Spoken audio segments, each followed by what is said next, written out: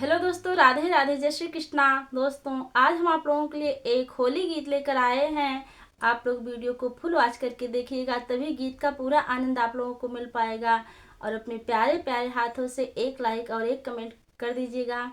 और आप लोग इतना बता दीजिएगा कि आप लोग यह वीडियो कहाँ से देख रहे हैं। हमें अपार खुशी होगी जान करके कि आप लोग कहाँ कहाँ से हमारा वीडियो देखते हैं।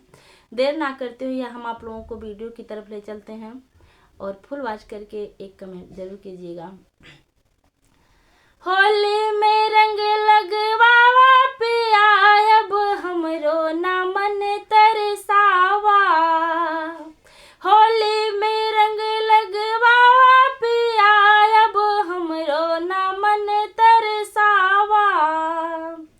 एक साल बाद आयल त्योहार हो, आयल त्योहार पिया, आयल त्योहार हो। एक साल बाद आयल त्योहार हो, आयल त्योहार पिया, आयल त्योहार हो।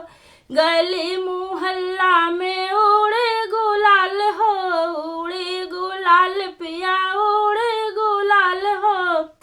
लाल रंग जल्दी ले आवा पिया, अब हमरो ना मन तरसावा। लाल रंग जल्दी ले आवा पिया, अब हमरो ना मन तरसावा। होली में रंग लगवावा पिया, अब हमरो ना मन तरसावा। महके कराही खूब बने पकवान हो, महके कराही खूब बने पकवान हो। बुढ़ऊ के मन देखा भैले जवान हो, बुढ़ऊ के मन देखा भैले जवान हो। बुढ़ियों के रंग लगवावे पिया, अब हमरो ना मन तरसावा। बुढ़ियों से रंग लगवावे पिया, अब हमरो ना मन तरसावा। होली में रंग लगवावा पिया, अब हमरो ना मन तरसावा।